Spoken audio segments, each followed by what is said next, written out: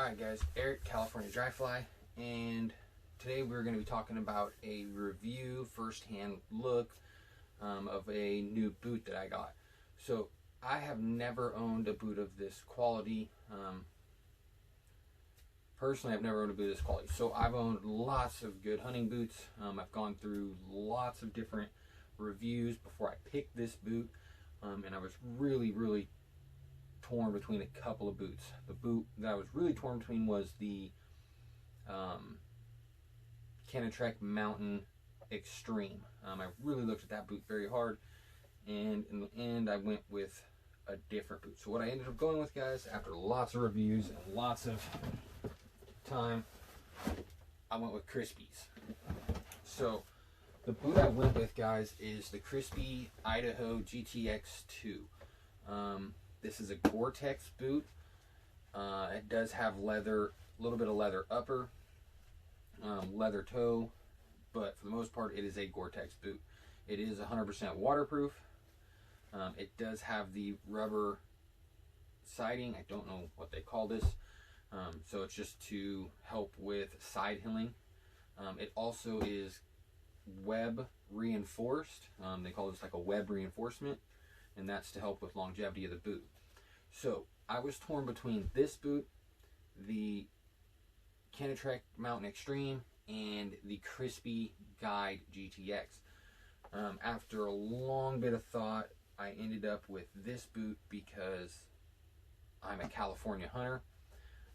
A-zone archery opener, which is my primary zone, is typically in the hundreds. Last year I think it was 102 to 106, somewhere right in there, opening day for where I hunt. So I did not go with the full leather boot for that reason. This is a 10-inch boot. It is waterproof up to the second rung, they say. It's Gore-Tex, so it's still going to breathe. So in 100-degree weather, I'm not going to be dying. And I've owned lots of boots. I've owned 4 pair of Danners. I've owned 2 pair of Irish Setters, which the Irish Setter elk hunters are my kind of everyday boot. These were my hunting boot prior to this. I've owned multiple Danner pronghorns. I've owned both of the Under Armour boots. I've had a couple of Scarpas. I believe that's how you say a Scarpa. Back when I was in my teen years hiking and started out hunting, I've tried those. I was a little concerned about the stiffness. This is a Flex 3. Now, I bought these Saturday, guys. Sunday, I took my wife out, as you've seen in the video, and I put these to the test.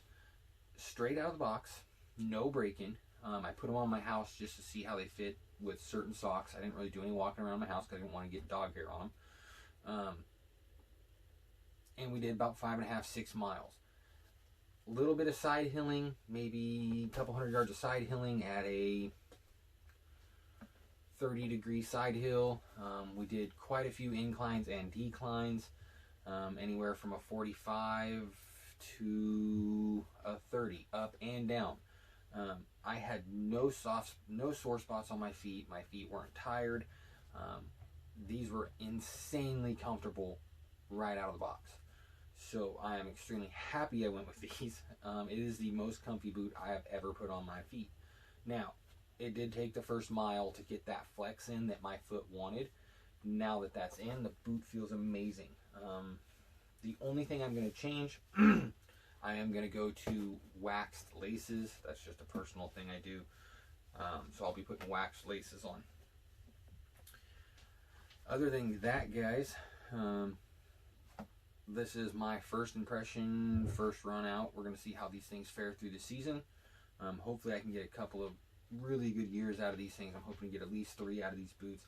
Now, I wore these out because I wear them every day. This boot I am only going to wear hunting, scouting. I do not plan on driving in this boot to the hunting place. I'm actually going to wear my camp shoes or my flip-flops, and then change into these at the trailhead. And that's just to keep them going longer for what I paid. These retailed for me $3.99 plus tax. I picked these boots up at a local archery shop. Well, not local, but close enough. That shop is, if you can see this, it's West Coast Archery in Petaluma. The guys there were amazing. while I was there. Brought my buddy with me. He paper tuned his bow, got his bow reset up for the season. I went through and had my bow paper tuned. Matter of fact, I just shot my bow into the paper and it was perfect, so I didn't have to change anything. So anyways, guys, follow me for more videos. Hopefully 2 or 3 months here, I'll have some serious miles on these things in a couple of months, and I can give you another review on these, on what I think from them then. So follow me, guys. If you haven't subscribed, please subscribe. If you haven't hit like, please like this video. Help me grow my channel, get a little bigger. If you guys have any questions, drop me a comment. If you guys want to see anything, drop me a comment. And as always, guys, I'll see you on the water.